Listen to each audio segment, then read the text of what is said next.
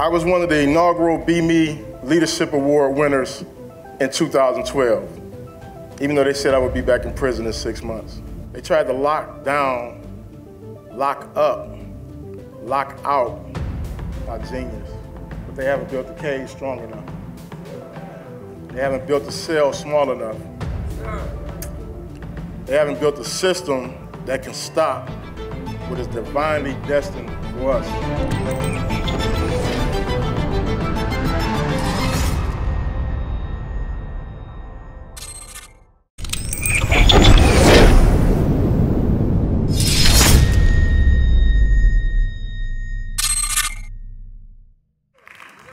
What up, though?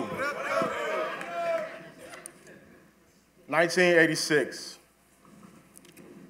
I ran away from home and found myself immersed in the crack cocaine trade. By 1987, I had experienced every horror that comes with that culture. My childhood friend was murdered. My brother was shot. I was addicted to crack cocaine. I was robbed and beat nearly to death and left in a crack house. 1990, March 8th, I was shot multiple times standing on the corner of my block in Detroit. 16 months later, July 1991, I fired several shots that tragically ended a man's life. I was subsequently arrested, charged with open murder, and sentenced to 17 to 40 years in prison for second-degree murder. When I went to prison, I was bitter, I was angry, I was frustrated, and I found myself getting into more and more trouble. October 1999, I was taken to solitary confinement where I remained for the next 4.5 years. 23-hour lockdown, 5 days a week, 24-hour lockdown, the other 2 days a week. In a cell that is probably the size of this space right in front of me. It was by far one of the most barbaric and inhumane environments that I've ever encountered. The level of brutality, depression, anger, frustration, and mental illness was astronomical. It was the darkest point in my life. But it was also in this space where I found my authentic self. It was in this space where I found my light. It was in this space that I was able to tap into the inherent genius that exists in all of us. And it manifested in the form of writing. Now, I didn't have a fancy laptop or a smartphone. I didn't even have an old school typewriter for you old heads in here. I had an ink pen, but it wasn't just the ink pen. You see, in solitary confinement, they don't give you real ink pens. They just give you this flimsy piece of plastic. And I said to myself, I would never be able to write a book with this piece of plastic. So I took that plastic and I began to roll it up in paper. And I had a little bit of experience rolling things up in paper. There's no judgment here. There's no judgment here. And I wrote that first book in 30 days. And I said, okay, fair enough. You wrote a book, whoop-de-doo. Can you write another one in 30 days? And I wrote that second book. Because I personally believe that anybody can do something good one time. But I believe the mark of greatness is the ability to do it over and over again. Once I wrote that book, I realized that I was responsible for my dream. And so I began learning everything about publishing. Got out of solitary confinement in 2004, and by 2008, I published my first book from prison from my own publishing company. And then I got sued by the Department of Corrections for $1 million. And I was really upset because I didn't have $1 million. Fast forward, 2008, I go up for parole. By this point, I've published 2 books. I've been published nationally and internationally. And after a 1-minute interview, the parole board lady said, "We don't think you're ready for society." I said, okay, fair enough. I wasn't the model guy in prison. I'll take that one. I go back up, 2009, different type of interview. I walk in, parole agent, beautiful, attractive woman. She's flirting, I'm flirting. I'm going home in my head. Need to follow up on this. They denied me a second time. Heartbreak for my family, myself, as you can imagine. Finally, 2010, after 3 tries, I get released from prison. And on June 22nd, one day after my 38th birthday, in 2010, I walk out of prison, a free man, after serving 19 years and a total of 7 in solitary confinement. On the way out the door, here's what they told me. First of all, we had to sit in this little room and wait patiently. Finally, it was time to go. And they gave us this little bag. Inside this bag, there was a notice that we had to sign saying that we wouldn't carry a firearm. There was some basic health information, and there were 3 condoms.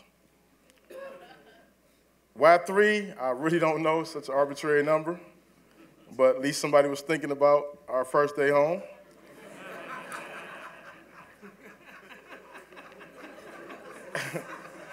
As I prepared to cross the threshold from being in captivity to freedom, here's what they told me.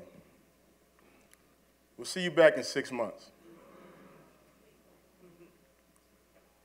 You can imagine, after 2 decades in prison, how hurtful it was to hear those words and how the natural human reaction would be to lash out. But instead, I had to think about it. I need to get on the other side of that gate before I lashed out. But I also thought about the reality that 7 out of 10 men and women return back to prison after they've been released. So the officer wasn't being mean. He was playing odds. But here's what actually happened. When I got out of prison, I knew I had a responsibility to mentor and work with young men in my community. And so I stepped straight out of prison and walked into a school that was shockingly in worse condition than any prison I've ever been in. I started a mentoring program called Live in Peace, a youth guide for turning hurt into hope. And for that program, I was one of the inaugural BMe Leadership Award winners in 2012, even though they said I would be back in prison in 6 months. I followed that up with a fellowship at MIT Media Lab, where I had the honor of working with some of the most incredible, innovative people imaginable, even though they said I would be back in prison in 6 months. I went on to teach 3 semesters at the University of Michigan. I was the only professor there without a PhD, a master's degree, associate's degree, a bachelor's degree. I just showed up with a GED. And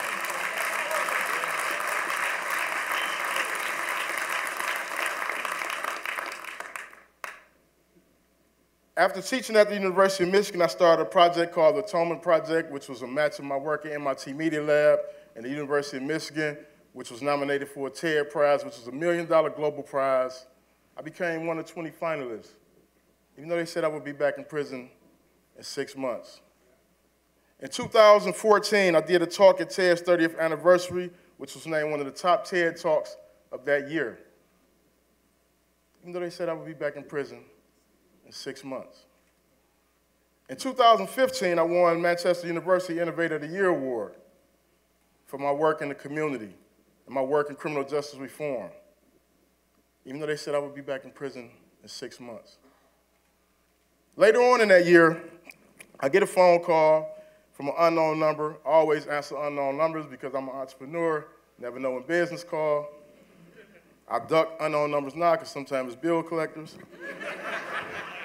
I ain't got their bread right now. But I get this call, and the woman say, hey, Shaka, it's Andrea. I say, hey, Andrea, how's it going? She was like, can you check your calendar and see if you're available end of June? I say, well, I can check my calendar and see what's happening. Looks like it's pretty clear. She said, well, Oprah Winfrey would love to interview you in Hawaii around June 23rd, 24th. So let me see if I can fit Oprah up in here. Slide her on up in here. Might be able to accommodate her. So I fly out, I do this interview with Oprah. Oprah writes that this was not only one of the best interviews in her career, it's one of the best conversations in her life. Even though they said I would be back in prison in 6 months. Fast forward, March 8th, 2016, 26 years after the day I was shot on that corner. My memoir, Righting My Wrongs, Life, Death, and Redemption in an American Prison, debuted on a New York Times bestseller list. Thank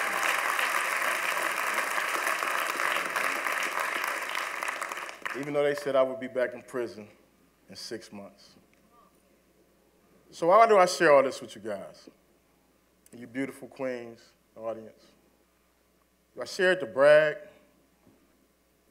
A little bit. Just a little bit. But y'all know what I'm doing out in these streets. I share it for this reason. We've lived too long allowing other people to paint our narrative. When I was in prison, they tried to lock down, lock up, lock out my genius. But they haven't built the cage strong enough. They haven't built the cell small enough. They haven't built a system that can stop what is divinely destined for us. I share this because my genius is our genius. Salute. Thank y'all.